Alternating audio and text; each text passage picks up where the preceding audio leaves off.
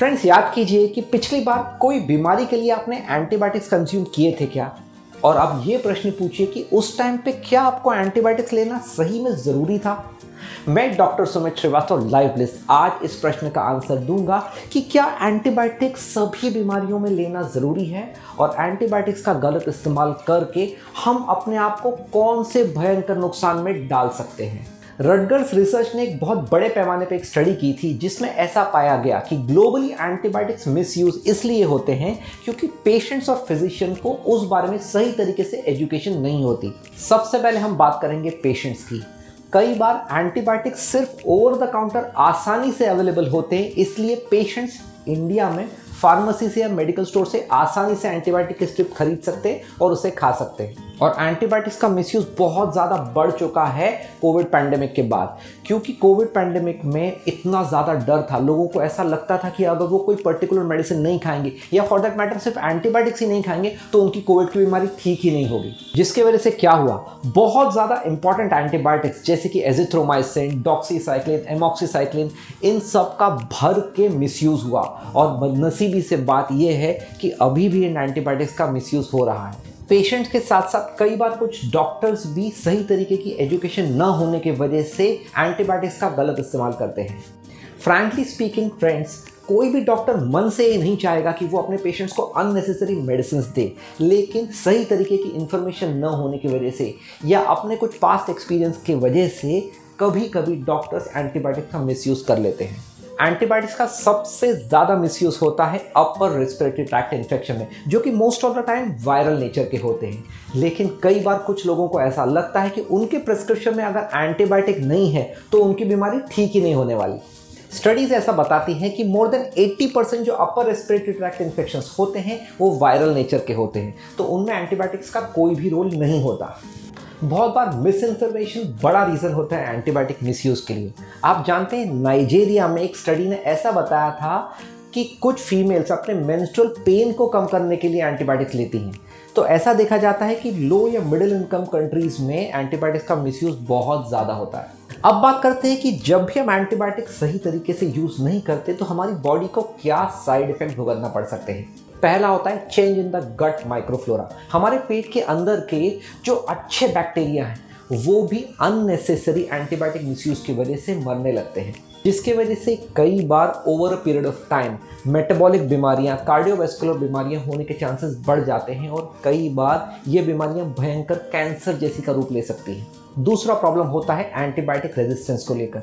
जब भी हम प्रोलॉन्ग कोर्स करते हैं एंटीबायोटिक का, स्पेशली तब करते हैं जब हमें वो ज़रूरी नहीं है, तो जब उस एंटीबायोटिक की हमारे बॉडी को सही में ज़रूरत होगी, जब हमें कोई बैक्टीरियल इन्फेक्शन होगा, तो वो एंटीबायोटिक बिल्कुल भी सही तरीके से काम नहीं करेगा और हमें अननेसेसरी हायर एंटीबायोटिक्स पे जाना पड़ेगा, जिसकी वजह से हॉस्पिटल का स्टे बढ़ सकता है, खर्चा बढ़ सकता है और अननेसेसरी कॉम्प्लिकेशंस भी हो सकते हैं। तीसरा होता है डाइजेस्टिव प्रॉब्लम्स। जब भी एंटीबायोटिक ज़्यादा मात्रा में लोग लेते हैं तो उन्हें नॉशिया, वॉमिटिंग, एब्डोमिनल ब्लोटिंग, भूख नहीं लगना, ये सभी साइड इफेक्ट हो सकते हैं। कुछ लोगों को एडिशनली स्टमक क्रैम्प्स या डायरिया तक हो सकता है। नेक्स्ट होते हैं अपॉर्चुनिटिक इन्फेक्शंस।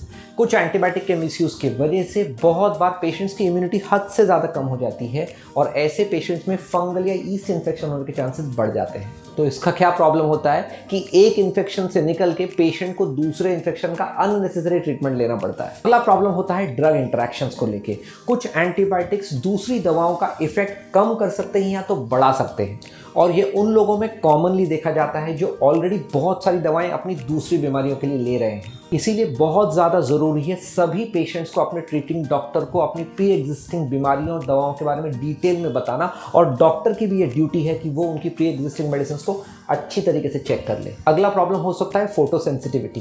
कुछ एंटीबायोटिक्स में स्किन को नुकसान करने की ताकत होती है, तो वो एंटीबायोटिक्स लेने की वजह से कई बार लोगों को स्किन पर रैश आ सकती है या एलर्जिक रिएक्शन भी उभर सकते हैं। अगला साइड इफेक्ट हो सकता है एनाफाइलेक्सिस, जिसका मतलब है severe allergic drug reaction. Anaphylaxis के केसेस में बहुत बार पेशेंट्स को खतरनाक टाइप का ड्रग रिएक्शन होता है, जिसमें उनकी बॉडी पे बड़ी टाइप की रैश आ सकती है, उन्हें ब्लड प्रेशर लो होने के चांसेस होते हैं, उन्हें चक्कर आ सकते हैं, वो जगह पे बेहोश हो सकते हैं, या बहुत बार पेशेंट्स को सांस की तकलीफ होती है और ऐसे पेशेंट्स को अर्जेंटली हॉस्पिटल में एडमिट करने की नौबत आ सकती है। तो फ्रेंड्स, एंटीबायोटिक अब्यूज के इस प्रॉब्लम को आखिर कैसे एड्रेस किया जाए? First and foremost step is education, education and education.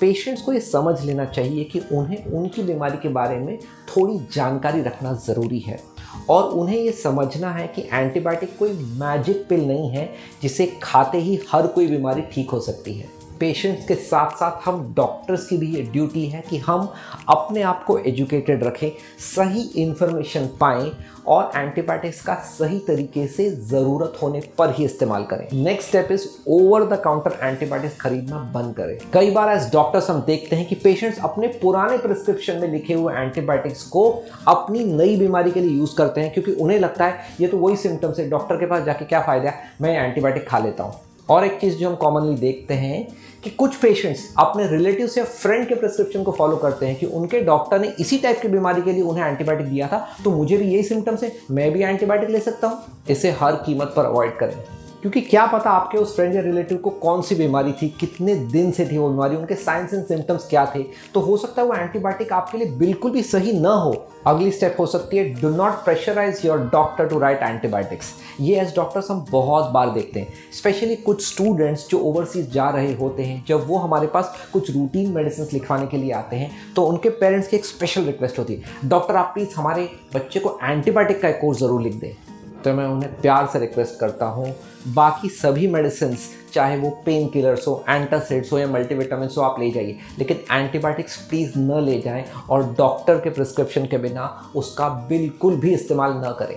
एक छोटी चीज़ जो अपने इस टॉपिक से डायरेक्टली रिलेटेड नहीं है बट इम्पॉर्टेंट है, वो ये कि जब भी आपको एंटीबायोटिक का कोर्स दिया जाता है सही इंडिकेशन के लिए तो उसका पूरा कोर्स करें। कई बार ऐसा होता है कि 2 या 3 दिन में पेशेंट को अगर रिलीफ मिल जाता है तो वह एंटीबायोटिक बंद कर देते हैं, जिसकी वजह से आगे एंटीबायोटिक रेजिस्टेंस के होने के चांसेस बढ़ जाते हैं। तो फ्रेंड्स, उम्मीद करता हूं कि आपको हमारा ये वीडियो पसंद आया होगा। मेरा बहुत दिन से मन था कि एंटीबायोटिक मिसयूज़ के बारे में आपसे बात करूं क्योंकि over a period of time ये इतना बड़ा प्रॉब्लम होता जा रहा है क्योंकि नए एंटीबायोटिक्स की इन्वेंशन नहीं हो रही है और आगे की लाइफ में जब पेशेंट्स को सही बीमारी के लिए एंटीबायोटिक्स की ज़रूरत होगी तब उन्हें वो एंटीबायोटिक काम नहीं करेगा।